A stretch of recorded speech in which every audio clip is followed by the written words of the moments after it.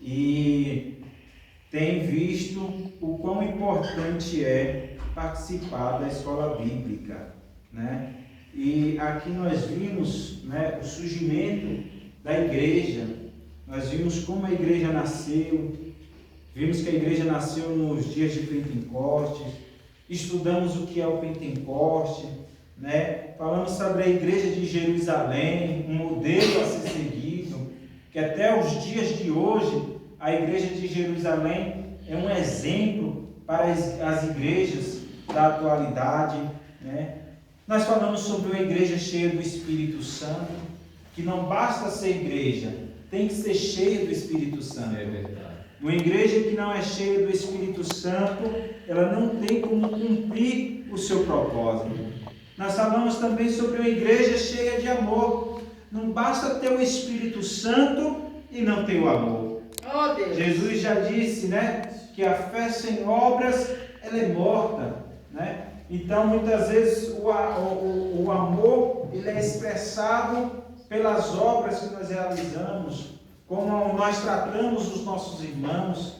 Nós falamos sobre o livro de Mateus, capítulo 26, que tem lá quando Jesus ele pega e faz a separação dos bodes e das ovelhas, coloca as ovelhas à sua direita e os bodes à sua esquerda. Então nós falamos ali do amor, né? Então nós falamos também sobre uma igreja não conivente com a mentira, porque a igreja de Cristo, ela não é conivente com a mentira, ela não pode tolerar a mentira, ela não pode permitir a mentira.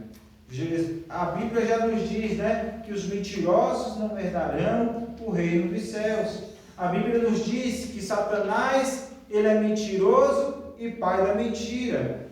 Quando ele fala de mentira, ele fala daquilo que é próprio seu, né? Ele mentiu desde o princípio e nós falamos que ele vai terminar a história mentindo, enganando. Após o milênio, ele vai ser solto novamente para fazer o quê? Mentir e enganar. Nós falamos também na lição de número 8 sobre uma igreja que enfrenta os seus problemas. E aí nós vimos que todas as igrejas, elas têm problema. Não importa se a igreja é grande ou se a igreja é pequena, elas têm problemas. E quando nós falamos sobre esse tema aqui, nós enchemos o quadro aqui de problemas que a igreja enfrenta, né? E nós pontuamos alguns, nós tiramos até foto, mandamos no grupo aí, alguns problemas que a igreja enfrenta, né? E muitos, e alguém até levantou assim, ó, que um dos problemas da igreja é que os irmãos não participam da escola dominical. Eita Deus, que bênção! Levantamos. Estreitou. E aí, levantamos alguns questionamentos aqui, né, de como solucionar esses problemas, o que fazer para solucionar esses problemas. Então foi dado muitas sugestões, nós colocamos aqui, e nós vimos, né, como alguns deles podem ser solucionados, né? E nós falamos aqui, também na lição de número 9, sobre uma igreja que se arrisca. Porque se você é crente, se você é cristão, você tem que estar disposto a se arriscar. Você tem que estar disposto a sofrer pela causa do Evangelho.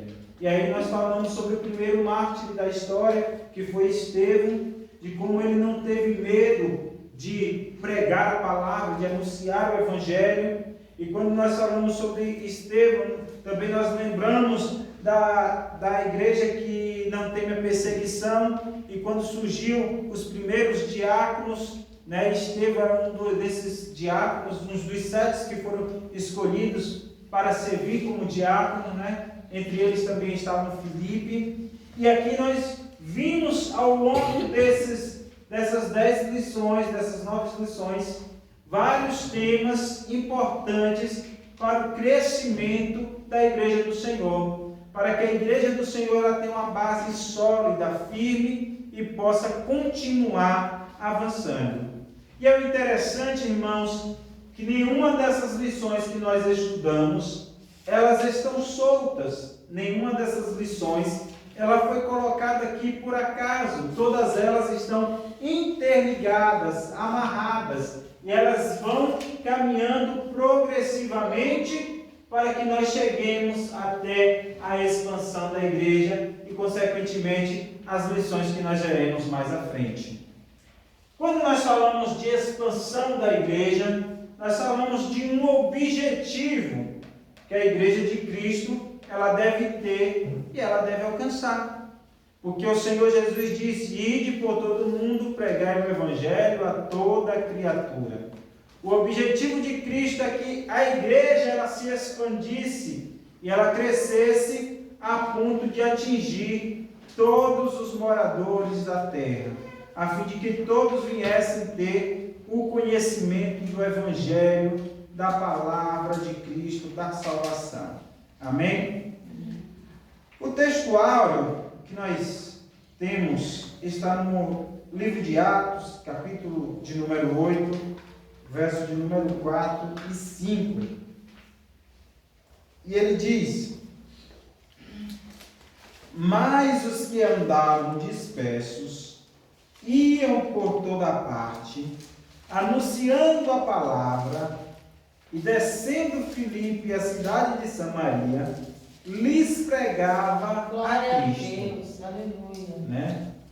Olha aqui, outro diácono que exerceu um papel importante na história da igreja, também é chamado de Filipe o Evangelista, porque, embora ele fosse diácono, um dos seus papéis principal na história da igreja foi de evangelizar, de evangelismo. Ele saía pregando e anunciando o evangelho em toda a cidade de Samaria. Verdade prática: a igreja só crescerá quando ultrapassar seus próprios limites e levar a mensagem de Cristo para além de suas paredes. Essa frase que está aí na verdade prática, quando eu li ela me marcou. E ela aponta para uma realidade que a igreja ela precisa observar. A igreja de Cristo ela só vai crescer quando nós entendermos que a pregação do Evangelho, que a mensagem do Evangelho não pode ficar só aqui dentro do templo. Ele tem que romper essas paredes, ela tem que ultrapassar essas paredes. Só quando isso acontecer, só quando o Evangelho vencer o limite dessas paredes, é que a igreja irá crescer. Essa é uma verdade. E esse texto, ele veio para nos confrontar nesta noite. Amém? Se nós fizéssemos, e deveríamos ter feito, a leitura diária, né? Segunda-feira seria Mateus 28, verso 19, respondendo ao ide do Senhor Jesus, né? Onde Jesus disse: ide, ensinai a todas as gentes, batizando-as em nome do Pai, do Filho e do Espírito Santo. Aqui Jesus dá a sua primeira ordenança aqui aos seus discípulos, para que eles fossem e ensinassem, né? Não só pregassem, mas ensinassem a guardar tudo aquilo que eles vos tinham ensinado, né? Terça-feira, Lucas 4, verso 18, a sublime missão de pregar o Evangelho, né? Então, a pregação do Evangelho, ela é algo sublime, ela é algo especial, ela é algo que deve ser tida com bastante louvor, deve se dedicar quem prega o Evangelho. O Evangelho é algo que nós precisamos ter zelo por ele, na pregação dele. Entender que quando nós estamos pregando o Evangelho, nós estamos cumprindo a ordenança de Cristo, mas mais do que isso, nós estamos semeando a palavra de Deus a fim de alcançar almas que estão perdidas e que estão sedentas pela palavra de Deus, que estão perdidas longe de Deus e que pela pregação do Evangelho eles podem se reconciliar com Deus, eles podem alcançar a salvação. Porque quando nós pregamos o Evangelho, nós estamos semeando. E quando nós semeamos, essa semente, ela pode cair em boas terras. E quando ela cai em boa terra, ela vai produzir frutos. Agora, se nós não pregamos, nós deixamos de semear. Então, se nós não semeamos, não tem como nascer, não tem como produzir fruto. Logo, é importante a missão de pregar o Evangelho. E não é uma missão qualquer, é uma missão sublime. Né? Quarta-feira, 1 Coríntios 9, verso 16. A necessidade de pregar o Evangelho.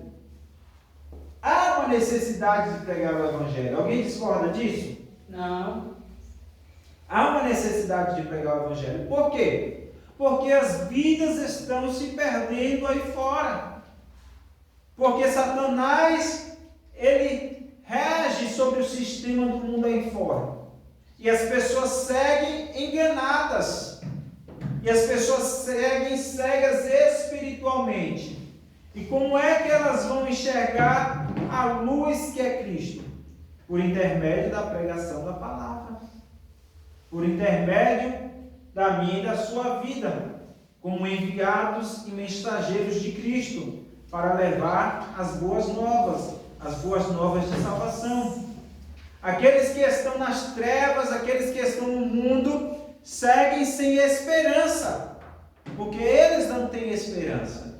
E nós temos o dever, a obrigação, a necessidade de pregar a esperança, de pregar o Evangelho. E quem é essa esperança, senão Cristo? Quinta-feira, Atos 8, verso 12. Proclamando as boas novas do reino de Deus. Né? O que é que nos dá mais esperança? Além de saber que tem um reino que não foi criado por mãos humanas, mas foi criado pelo próprio Deus. E está preparado e pronto, esperando por nós. E mais importante do que o reino que está preparado para nós, é saber que nós vamos estar com o Rei dos Reis e Senhor dos Senhores. Então nós temos que proclamar essas boas novas, porque se tem um reino, tem um rei. Porque é impossível ter um reino sem que haja um rei. Vocês concordam? Porque a palavra reino já vem de rei. Deriva da palavra rei, né? Então todo rei, ele tem um reino, ele tem um reinado.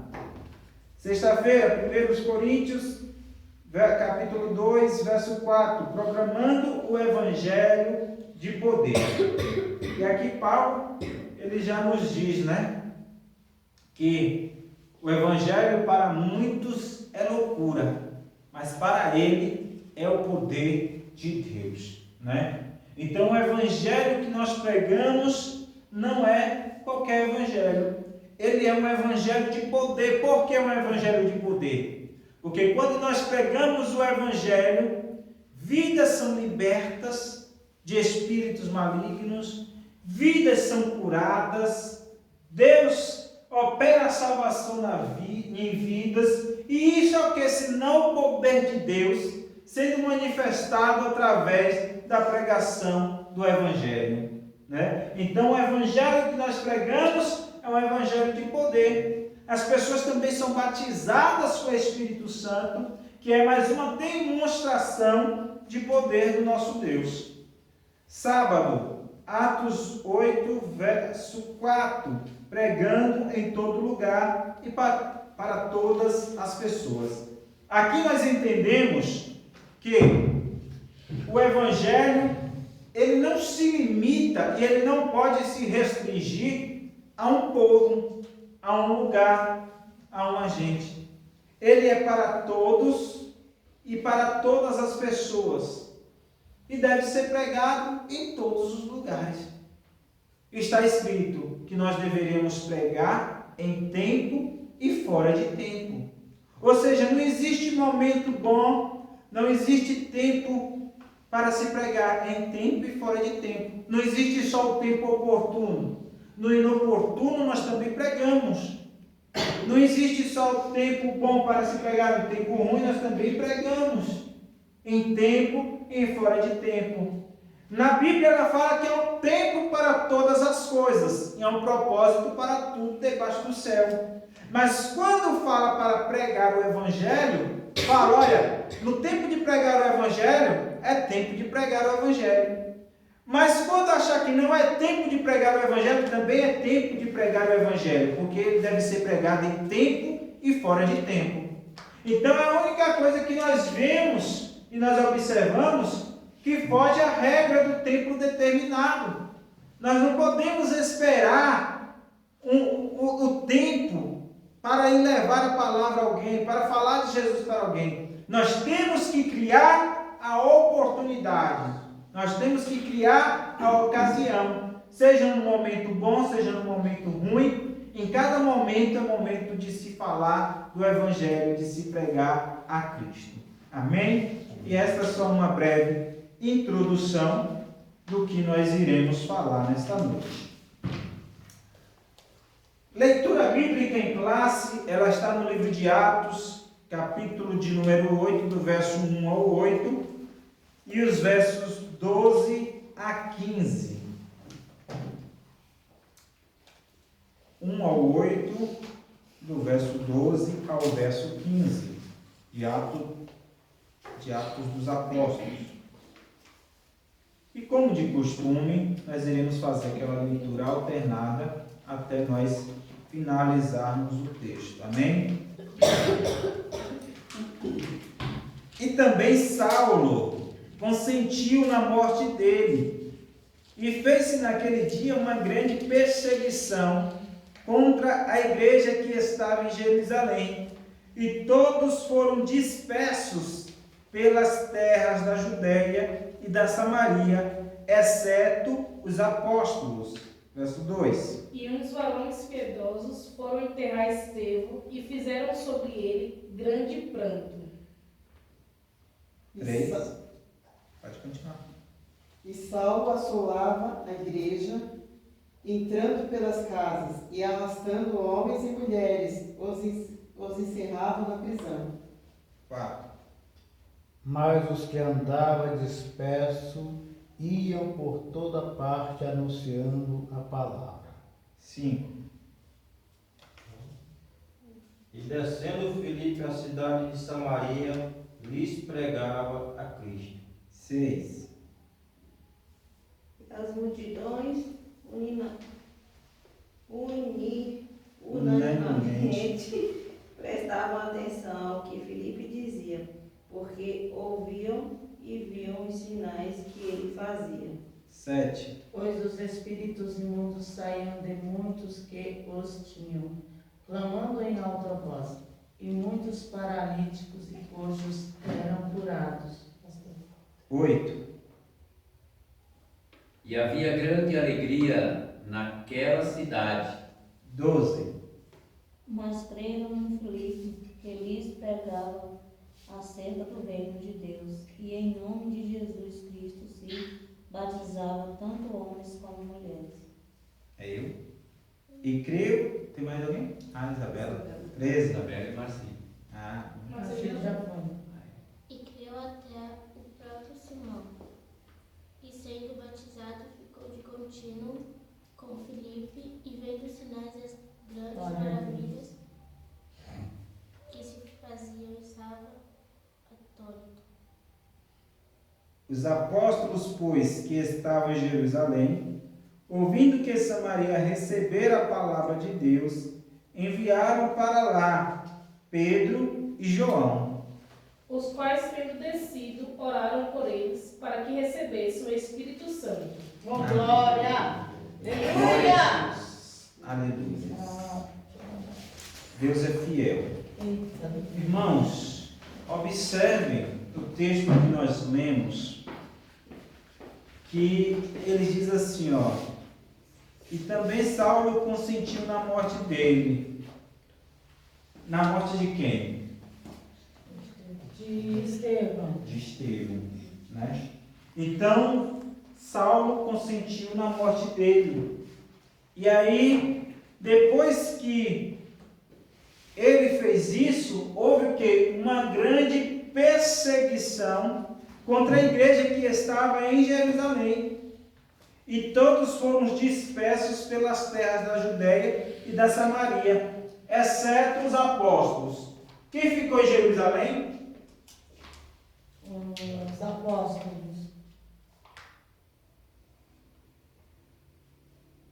Os apóstolos ficaram em Jerusalém, certo? E aí eu pergunto, se os apóstolos ficaram em Jerusalém, Filipe era apóstolo? Filipe era apóstolo? Era um discípulo, né? Não, era um diácono. Era um diácono. Era um diácono. E aqui entra a questão, que dentre os apóstolos tinham Filipe, não tinham Filipe? Sim. Aí tem quem diga que esse Filipe é o mesmo apóstolo. E eu tenho minha visão contrária. Porque assim como havia 2 Simões e tem tantos outros Simões na Bíblia, né? Eu creio que esse Filipe aqui é um outro Filipe sem ser o Filipe apóstolo. Porque é tanto que quando a Bíblia fala que os apóstolos ficaram, né, em Jerusalém, eles poderiam ter tratado Filipe em algum momento como sendo um dos apóstolos, né? E aí, irmãos, nós vamos ver em outras ocasiões também, né, que esse Filipe aqui, ele foi escolhido dentre aqueles que acompanharam, né, desde o princípio a Cristo, para ser diácono. E quando eles falam isso, vamos separar alguns irmãos para o diaconato, ele falou, e nós, né, os apóstolos, nós cuidaremos da palavra. Então, mostrando que o quê? Que se Filipe estava sendo consagrado a diácono, é sinal que um outro, ao meu ver, né, ao meu entendimento, estava na posição de apóstolo, cuidando já da questão da palavra. Só que Filipe aqui, esse evangelista, ele é uma pessoa que ele se destacou. Era um homem cheio do Espírito Santo, como nós vimos no momento que ele é separado para o diaconato. Ele não foi separado por acaso, ele foi separado porque ele era um homem de boas obras, era cheio do Espírito Santo, né? E estava disposto a servir a igreja do Senhor. Então, quando vem uma grande perseguição contra a igreja do Senhor, né, ali em Jerusalém, a igreja ela se dispersa. A igreja ela começa a andar pela Judéia, pela Samaria, e Filipe é um desses que saem, né? E enquanto eles saem, eles não saem por acaso, eles saem levando a palavra do Senhor, pregando o Evangelho. E aqui eu entendo, irmãos, que Deus ele permitiu esta perseguição vir contra o seu povo, justamente para que o Evangelho ele saísse de Jerusalém e ele se propagasse. Porque qual foi o ide de Jesus? Olha, pregai em Jerusalém e na Judéia, Samaria, até os confins da terra. O objetivo da pregação do Evangelho era alcançar os confins da terra. Só que os discípulos, eles se concentraram ali em Jerusalém. A igreja ficou concentrada ali em Jerusalém. E eles não estavam saindo. Aí surge um homem por nome Saulo de Tarso, que agora ele consente com a morte de outro diácono, que era Estevão. E quando ele consente com a morte de Estevão, o que acontece? Surge agora uma grande perseguição contra a igreja. A igreja passa a ser perseguida. Então a igreja agora fala, olha, nós não vamos ficar aqui para morrer. Nós vamos sair. Mas nós vamos sair levando a palavra. Só que os discípulos, os apóstolos, os 11, que agora era 12 com Matias, né? Eles ficaram concentrados ali em Jerusalém, né? E enquanto isso, Saulo de Tarso, ele fazia o quê? Ele entrava entrava pelas casas, arrastando homens e mulheres e encerrando nas prisões. E enquanto ele fazia isso, Filipe ia pela cidade de Samaria, pregando o evangelho. Ou seja, você vê aí a primeira, como é que se diz assim, podemos dizer, missão de uma evangelização eficaz aqui. Porque Filipe ia pregando a palavra. E enquanto ele pregava, as pessoas ficavam admiradas. As pessoas viam sinais que ele fazia. Né? E elas prestavam atenção e ouviam aquilo que ele falava. Né? E quando ele pregava, né, os imundos saíam, os enfermos eram curados. Por quê? Porque a pregação da palavra de Deus, ela vem acompanhado da manifestação do poder do Espírito Santo.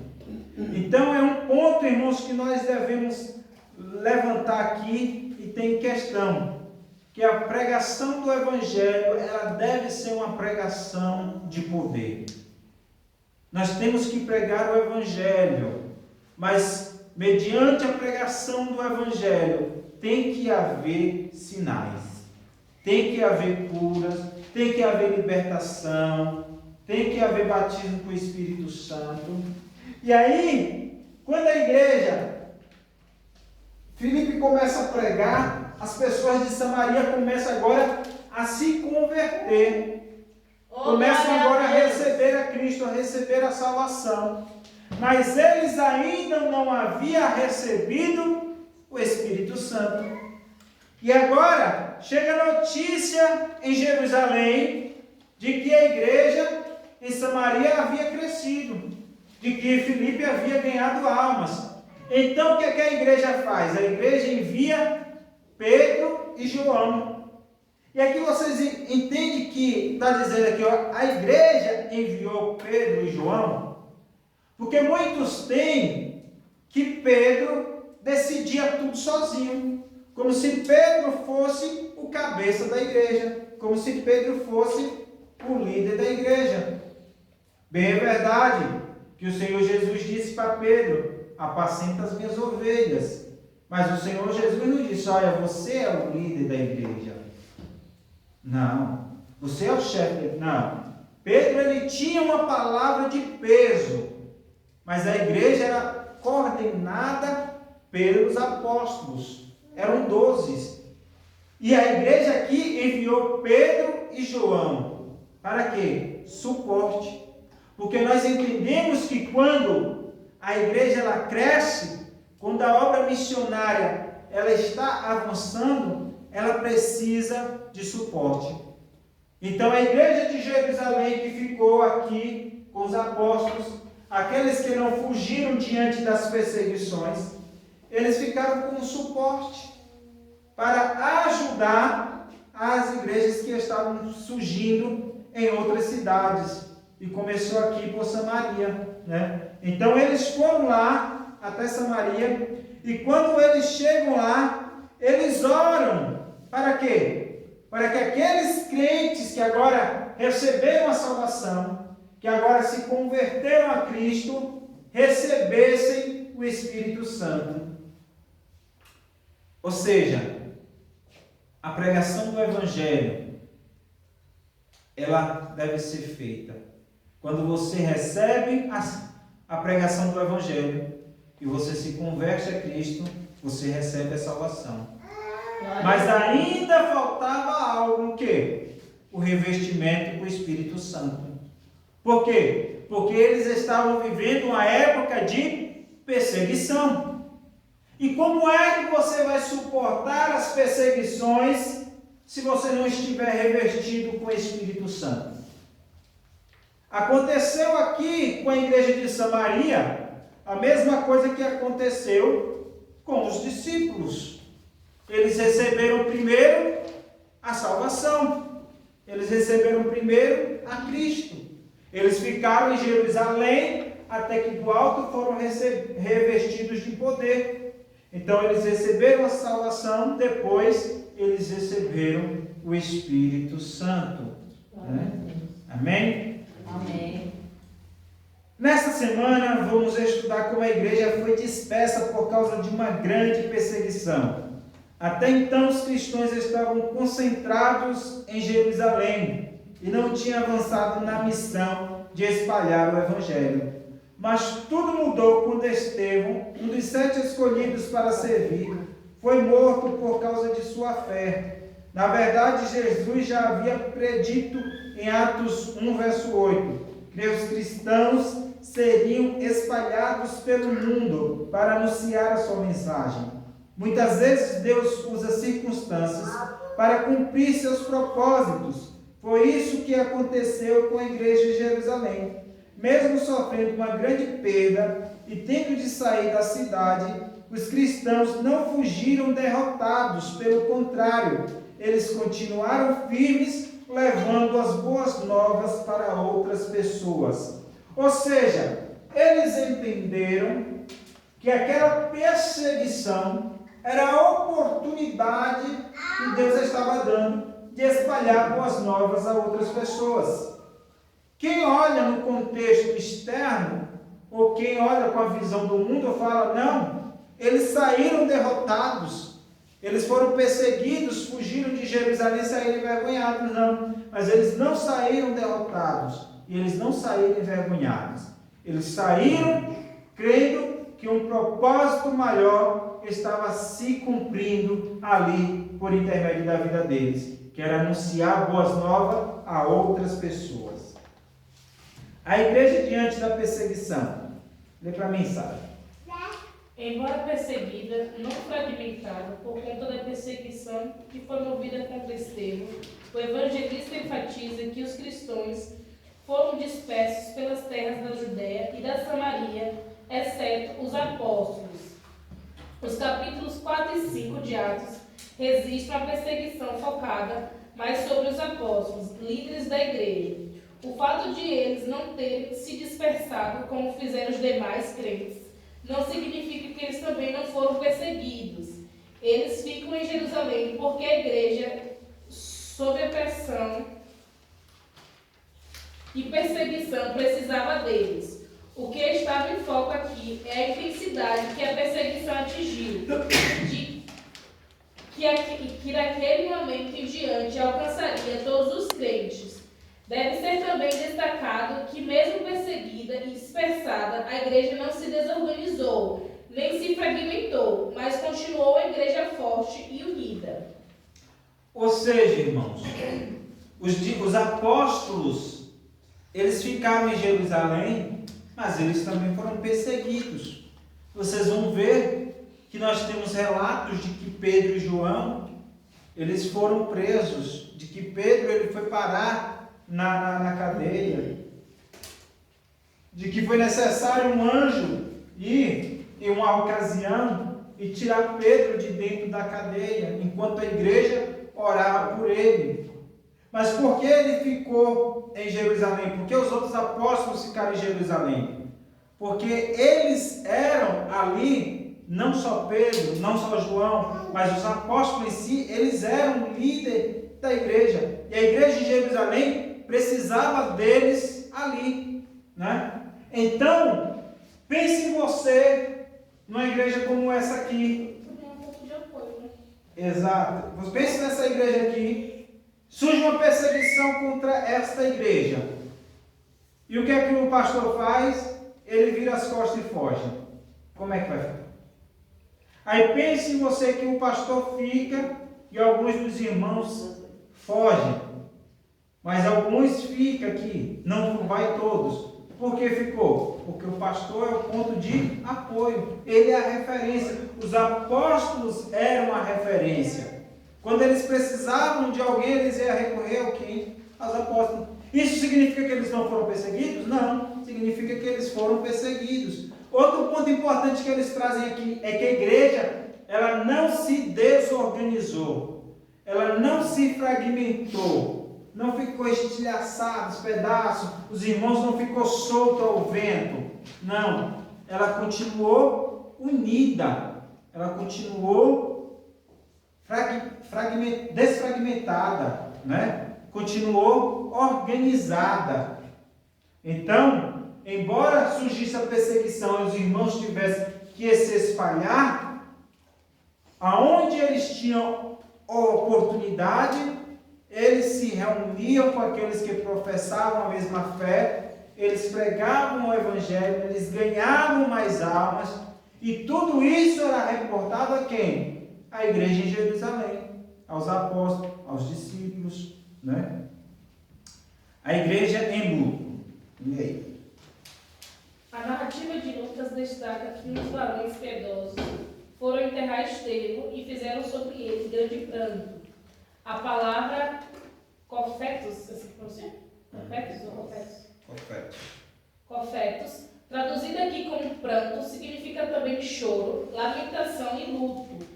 Lucas nos informa que esse pranto foi feito por varões piedosos. O texto não especifica quem eram eles. Alguns acreditam que fossem judeus que viviam em Jerusalém e cuja oposição aos cristãos não era tão intensa. O contexto favorece que eram cristãos compassivos, que fizeram ele lamento antes também de fugirem ou serem dispersados. Amém, né? Então nós vemos aqui que a igreja, ela chorou pela perda de Estevão, né? Ela ficou aqui, teve irmãos que foram enterrar Estevão e choraram pela perda dele, né? Mas isso não os impediu de cumprir a sua missão. Isso não paralisou eles diante dos propósitos que eles tiveram, né? E esses irmãos aqui, eles também, com certeza, foram perseguidos.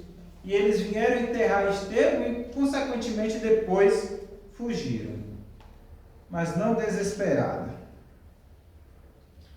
O fato é que a igreja pranteou Estevão, chorou por ele e lágrimas foram derramadas. Contudo, o texto não mostra uma igreja desesperada, desmotivada ou devorada pela tristeza. Um de seus membros queridos, ilustres, havia sido morto, trazendo consequências para todos. Mas isso não calou, nem tampouco o impediu de manter-se entusiasmada para avançar no testemunho de Cristo. Qual é a diferença dessa igreja para a igreja de hoje? É que eu acredito, irmãos, que se hoje no Brasil pegasse um líder religioso e por conta da pregação do Evangelho martirizasse ele, matasse ele, eu acredito que muitos outros fugiriam, se esconderiam com medo e não pregariam mais o Evangelho. Eu acredito que muitos desistiriam. Se fosse lançado um edito proibindo a pregação do Evangelho e dissesse que quem pregasse o Evangelho iria morrer, iria ser preso, eu acredito que muitos largariam mão do Evangelho e não mais o pregariam. Eu acredito. Por quê? Porque hoje nós vivemos e muitos vivem em um evangelho de facilidade. Pregam quando tudo está bem. Há uma falsa teologia da prosperidade que é espalhada por aí, que é propagada por aí, que diz que se você serve a Cristo, se você está bem com Cristo, Se você está fazendo o que agrada ao Senhor, você não vai ser perseguido, vai ser tudo flores, você vai prosperar, você vai ter riqueza, tudo vai dar certo. Quando Jesus, na verdade, disse: olha, no mundo tereis aflição, mas tende bom ânimo, eu venci o mundo. Jesus, ele não prometeu um mar de rosa. Ele disse: olha, quem quiser vir após mim, negue-se a si mesmo, tome a tua cruz e siga-me. Jesus, ele não falou: olha, pega um buquê de flor e siga-me. Jesus não disse: olha, pega uma cestinha de pão, pega um bocado de dinheiro e segue-me. Ele disse: pegue a sua cruz. E quando nós falamos de cruz, nós falamos de dor, nós falamos de sofrimento. Então Jesus está dizendo: olha, o que eu tenho para vocês é um caminho difícil, é um caminho estreito. Jesus, ele disse para os discípulos que muitos deles seriam perseguidos, que muitos deles seriam lançados em cadeias, em prisões, por amor do Evangelho, por pregar o Evangelho. Aí hoje é pregado um Evangelho de facilidade. É chave de casa, é chave de carro, é bênção daqui, é bênção de lá, você vai prosperar, tudo vai dar certo. Quando a Bíblia, ela não nos promete isso. A Bíblia, ela nos promete o céu. Mas Jesus disse: olha, no mundo tereis aflição, mas tende bom ânimo. Então a certeza que nós temos é que enquanto nós estivermos na terra, nós estaremos sujeitos à aflição. Nós poderemos passar por perseguição. A qualquer momento pode surgir perseguição no Brasil, a nível nacional, contra os cristãos. Porque nós já somos perseguidos. E quando nós falamos de perseguição aqui, nós vimos que nós já somos perseguidos de várias formas. Nós somos perseguidos porque nós cremos na família tradicional. Nós somos perseguidos porque nós não somos coniventes com o pecado. Nós somos perseguidos porque nós falamos contra o homossexualismo. Nós somos perseguidos porque nós falamos contra as religiões que são contrárias aos ensinamentos bíblicos. Nós somos perseguidos. E ai de nós, se nós falarmos isso em um público muito grande, ou uma mídia, ou uma rede de televisão, porque aí eles caem matando em cima da igreja. Então é um tipo de perseguição. Mas nós não somos perseguidos ainda a ponto de termos que dar a nossa vida para defender a causa do Evangelho. E aí eu fiz a pergunta: e se nós chegássemos a esse ponto, como é que nós nos comportaríamos? Será que seríamos fiéis à mensagem do Evangelho, à pregação do Evangelho, e elevaríamos com o custo da nossa própria vida, ou simplesmente nos calaríamos? Ou simplesmente fugiríamos, como eu sei que muitos aí fariam? Então é algo que nós temos a pensar e a refletir. Amém? Então a igreja, ela foi perseguida, mas ela não se desesperou por causa da perseguição. Por quê? Porque ela já sabia que a perseguição haveria de vir. A igreja que evangeliza, outra pessoa lê aí pra gente. Evangelização centrada na palavra. Em Atos 8:4, lemos que os que andavam dispersos iam por toda parte anunciando a palavra. Esse versículo mostra que a igreja primitiva era movida pelo poder do Espírito Santo, ou seja, cheia da presença divina, para levar a mensagem de Jesus adiante. Mas além disso, a igreja de Jerusalém também era focada na palavra de Deus. Os cristãos que foram espalhados por diferentes lugares não pararam de falar sobre as boas novas de Jesus. A igreja primitiva operava sobre o Espírito Santo e era, portanto, firmada na palavra de Deus. Sua fidelidade à mensagem do reino resultou em muitas conversões, milagres e libertações. Se queremos evangelizar com êxito, também precisamos viver pelo poder do Espírito e estar centrados na Bíblia. Ou seja, dois fundamentos aí.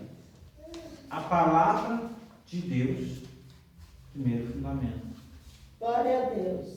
E o poder do Espírito Santo, segundo fundamento, para uma evangelização eficaz. Se queremos evangelizar, se queremos anunciar a Cristo, precisamos conhecer a palavra, pregar a palavra, um evangelho firmado na palavra, mediante o quê? O poder do Espírito Santo, mediante a graça do Espírito Santo.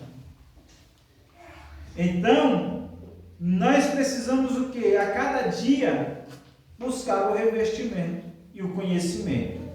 O revestimento e o conhecimento. Aí Jesus disse o quê? Crescei na graça e no conhecimento. Na graça e no conhecimento. Como é que nós crescemos na graça? Por intermédio da oração, por intermédio da busca, da consagração. Aí nós recebemos a graça. Essa graça aqui é a mesma coisa que o favor de Deus, é a mesma coisa que o revestimento de Deus para as nossas vidas. Aí nós crescemos na graça, né? E aí nós crescemos também no conhecimento. Como é que nós crescemos no conhecimento? Lendo a Bíblia. Glória a Deus. Participando do culto de ensino, participando do estudo bíblico, aprendendo mais de Deus. Oh, aleluia. Porque nós só temos, irmão, condição de ensinar, nós só temos condição de pregar, de falar do Evangelho se nós tivermos o conhecimento daquilo que nós estamos falando. Porque se eu não tenho conhecimento, como é que eu vou falar? Como é que eu vou discutir com um médico sobre medicina se eu não sei nada de medicina? Como é que eu vou discutir com um físico de física se eu não entendo nada de física? Como é que eu vou discutir com um químico se eu não entendo nada de química? Eu não tenho como.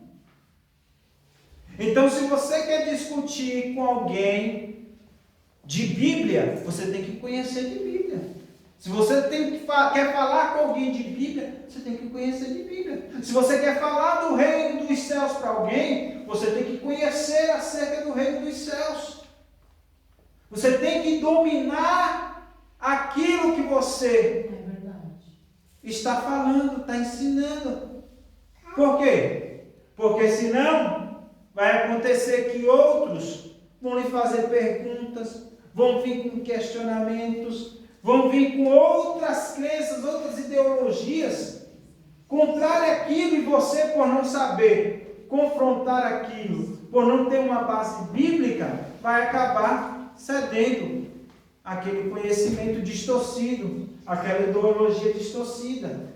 Então, por isso que nós precisamos o quê? Estar firmados na palavra de Deus, alicerçados na palavra de Deus, embasados.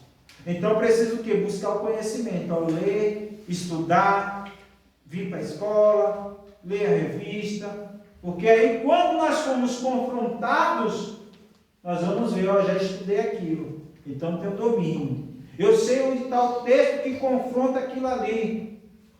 Eu sei que na Bíblia está escrito isso, isso e isso. Então você não vai ser enganado. A Bíblia diz o quê? O meu povo perece porque lhe faltou conhecimento. Quando a igreja ela não tem o conhecimento da palavra de Deus, quando lhe falta a base, ela perece. Ela é destruída. Então, se nós queremos alcançar êxito na evangelização, na pregação da palavra de Deus, nós precisamos conhecer de Bíblia, nós precisamos guardar a palavra de Deus nos nossos corações. Fazer que nem o salmista disse, guardei a tua palavra no meu coração para não pecar contra ti. Amém? Avança aí na leitura. Evangelização centrada em Cristo. Filipe, um dos 7 escolhidos para servir na igreja, também foi disperso e, ao chegar a Samaria, lhes pregava a Cristo. Atos 8:5. Como já vimos, o ministério bem-sucedido precisa ser fiel à palavra de Deus, mas também deve ser totalmente centrado em Jesus. Filipe não pregava ideias da moda, mas sim a mensagem da cruz. Cristo era o centro de sua pregação. Assim, a evangelização precisa ser focada em Jesus. Qualquer pregação que não tenha cruz como base se torna vazia. É a mensagem da cruz que transforma vidas, trazendo cura, libertação e salvação. Foi por isso que a campanha evangelística de Filipe em Samaria teve tanto impacto. Muitas pessoas foram salvas e libertas. Portanto, não devemos colocar nossa confiança em estratégias humanas, mas priorizar nossa ação no poder do Espírito e na força da palavra. Quando fala em Filipe, nós lembramos logo da passagem do eunuco, não é verdade? O eunuco estava indo pelo caminho, o Espírito já havia conduzido Filipe, fez ele se aproximar ali do carro. Enquanto o eunuco ia, ele lia o profeta Isaías, a passagem que falava justamente acerca de Cristo. E ele vai perguntar ao eunuco: entende tu os que leis? Aí o eunuco fala: como eu poderei entender, se não há quem me explique? Aí o texto dos irmãos já sabem, né? Ele convida Filipe para entrar no carro, e aí Filipe começa a explicar a palavra para ele, porque Filipe conhecia. Ele sabia que o texto de Isaías que ele estava lendo se referia a Jesus Cristo.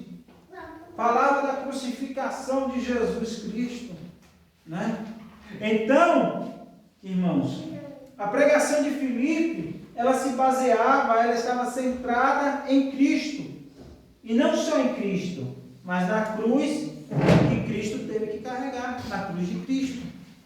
Este é o Evangelho que traz salvação, que traz cura, que traz libertação. O Evangelho de Cristo, o Evangelho da cruz de Cristo. Porque nós precisamos entender que o Evangelho de Cristo, ele só é eficaz também por conta da cruz. Ele é eficaz por conta da cruz. Porque Jesus ele teve que carregar a cruz. E uma cruz que nós já dissemos aqui que não era dele, era nossa. E ele carregou. E quando essa mensagem ela é pregada, que a cruz que Jesus carregou não era nossa, ela traz à tona os nossos pecados. Nós passamos a refletir nas nossas vidas quão perfeito nós somos, o quão falho nós somos e quão dependente nós somos de Deus e da sua graça. E nós entendemos que o amor de Deus ele foi grande para com as nossas vidas, a ponto de enviar o Senhor Jesus para morrer por nós. Então, qualquer pregação evangelística, ela tem que se basear, ela tem que estar centrada na pessoa do Senhor Jesus e na sua cruz. Você quer alcançar êxito na sua mensagem? Você quer alcançar êxito no evangelismo? Pregue Cristo. Pregue a cruz de Cristo. Amém? Outra pessoa lê aí, a igreja que dá suporte à evangelização. O suporte da igreja. Aqui nós caminhamos já para o final. No livro de Atos, lemos que os apóstolos, os que estavam em Jerusalém, ouvindo que Samaria recebera a palavra de Deus, enviaram para lá Pedro e João. Atos 8, versículo 14. Essa passagem mostra que a igreja de Jerusalém dava suporte e completo apoio ao trabalho que era feito fora de seus muros. Quando a igreja começou a sair fora de seus portões, os apóstolos procuravam dar apoio e suporte ao trabalho evangelístico e missionário. Não basta mandar missionários, é necessário dar-lhes suporte na missão que realizam. Aqui é um ponto. Aqui essa igreja ela não tem condição de enviar um missionário. Nós não temos missionários formados, capacitados para sair daqui para ir em outro país, ou mesmo em outro estado, pregar o Evangelho, pregar a palavra. Mas imaginemos que tivéssemos e nós enviássemos essa pessoa para pregar o Evangelho. E adiantar só enviar, olha, você vai e prega. Não iria adiantar. Porque como é que essa pessoa, ela iria se manter? Como é que ela iria cuidar das almas que ela está ganhando lá? Então ela precisa de um suporte. Então a igreja, ela não pode só enviar missionários, ela precisa dar também um suporte. É um ponto de apoio, que quando as coisas ficarem difíceis, apertadas para quem está na obra, ele sabe que ele pode fazer um telefonema: pastor, estou precisando de ajuda. E o pastor vai ajudar. Vai enviar um outro irmão para fazer a obra, ou ele mesmo vai junto. Ou se é questão financeira, ele vai reunir recursos e enviar, porque nós sabemos que a obra, ela demanda recursos financeiros também. Porque quem sai para a obra evangelística, para fazer um trabalho missionário, sabe que vai para muitos lugares onde as pessoas não têm alimento. Então ele vai ser o suporte, ele vai ter que dar o alimento, vai ter que comer, vai ter que vestir. A família dele às vezes está saindo de uma estrutura onde ele tem casa, onde ele tem carro, onde ele tem tudo, e vai para um lugar ermo, onde ele não tem nada. Onde ele não tem casa, vai ter que pagar aluguel, onde ele não tem veículo, os lugares de difícil acesso, às vezes é no meio das matas, nas entranhas. Então precisa de quê? De recursos naquele lugar. E quem é que vai manter isso? A igreja local, a igreja que enviou. Então a igreja, quando ela envia, ela precisa dar o suporte. Amém? Continua lendo. A igreja que discipula. Lucas mostra que os apóstolos, tendo ido a Samaria, oraram por eles para que recebessem o Espírito Santo. Atos 8:15.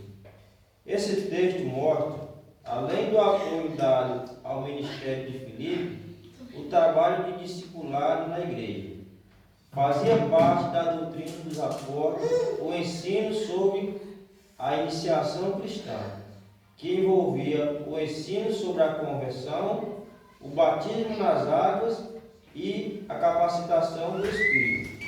O texto bíblico diz que as pessoas aceitaram a palavra de Deus, isto é, se converteram e foram batizados nas águas. Contudo, por uma razão não especificada, aqueles crentes não haviam recebido o Espírito Santo. Amém.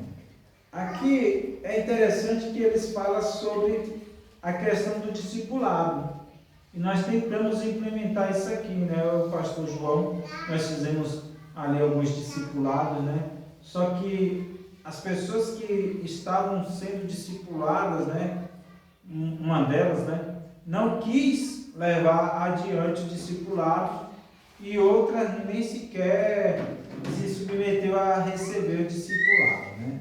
Então, o discipulado, ele é uma iniciação cristã, que envolve o ensino da convenção, o batismo nas águas, a capacitação do Espírito Santo, e isso são bases que aqueles que estão começando na caminhada cristã precisam ter, né? Como é que eu vou me comportar agora que eu sou membro de Cristo? Qual a importância do batismo? O que é ser cheio do Espírito Santo? O que é ser batizado pelo Espírito Santo? Então, tudo isso aí são questões que são ensinadas no discipulado, para dar uma estrutura para aquele que está se convertendo a Cristo consiga caminhar, consiga seguir avante na caminhada cristã. Então, é importante, e seria mais importante, e é importante que todas as igrejas ela implemente o discipulado para todo novo convertido, para que eles venham a ter o que ali, ó, é como se fosse um mingauzinho, um leitinho para o novo convertido, para que ele venha aprender a caminhar ali, ó, no Evangelho. Sem recebimento do Espírito, o discipulado está incompleto. Leia, Marcelo. Filipe pregou a Cristo e realizou muitos sinais entre os samaritanos, levando-os à fé e ao batismo nas águas. Mais tarde, os apóstolos Pedro e João foram enviados para que recebessem o Espírito Santo, completando assim o discipulado desses novos crentes. Atos 8, do 14 ao 15. Para os apóstolos, o discipulado estava incompleto sem o recebimento do Espírito. Essa visão da conversão cristã permanece e devemos levar os novos na fé a desfrutarem da experiência pentecostal, assim como fizeram os apóstolos. Ou seja, aqui ele enfatiza, né, a importância do recebimento do batismo com o Espírito Santo, né? Segundo a visão dos apóstolos, o discipulado estaria incompleto sem o derramar do Espírito Santo, sem o batismo com o Espírito Santo. Ou seja, quando você recebesse o batismo com o Espírito Santo, era como se você tivesse completado o discipulado para os apóstolos, né? Então, essa é uma visão que a igreja ela deve levar, né, deve carregar, fazendo o quê? Com que os novos crentes venham experimentar essa experiência pentecostal, venham experimentar o batismo com o Espírito Santo. Ou seja, quem já recebeu o batismo com o Espírito Santo sabe o quão gostoso é, o quão bom é ser cheio do Espírito Santo. Então nós temos que criar no coração daqueles que estão se convertendo a Cristo esse desejo por buscar o batismo e não só por buscar, a fim de que eles venham de fato receber o batismo com o Espírito Santo. Amém? Para que sejamos todos cheios do Espírito Santo de Deus.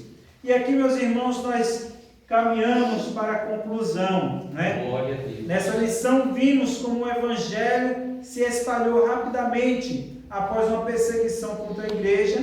Isso só aconteceu porque a mensagem cristã tinha um foco claro, a palavra de Deus e a cruz de Cristo.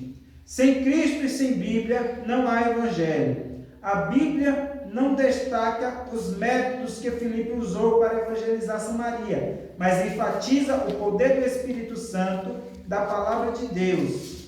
Esse é o exemplo que devemos seguir. Ou seja, qual foi o método? Não está claro. Não está claro se ele foi de rua em rua, não está claro se ele subiu num palanque, numa praça pública. Não está claro o método, mas o que está claro? Que ele usou a palavra de Deus e a mensagem da cruz. Ponto. Ele pregou a Cristo. E isso precisa ser a base das nossas pregações. Amém? Só assim a igreja ela vai avançar. E aqui, mais uma vez, eu trago aquele texto que está lá na Verdade Prática. Lá, a igreja só crescerá quando ultrapassar seus próprios limites e levar a mensagem de Cristo além de suas paredes. Você quer ver a igreja crescer? Pregue o Evangelho fora dessas paredes. Amém? É verdade. Glória a Deus. Vamos ficar de pé, vamos agradecer a Cristo. Glória a Jesus. Por esta aula. Maravilhosa aula. Na verdade, não é uma aula, é um compartilhamento de conhecimento, né? Nós estamos aqui compartilhando, aprendendo juntos. Amém? Vamos orar com o pastor Fernandes?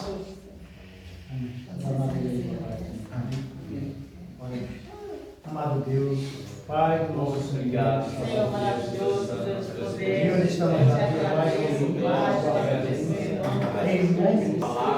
Aleluia. Faz para edificar. Aleluia. Deus, ao nosso coração. O Pai, que Deus vai iluminar o coração de cada um. De maneira que cada um possa ter olhos no coração. E Pai, iluminar a semente, Pai.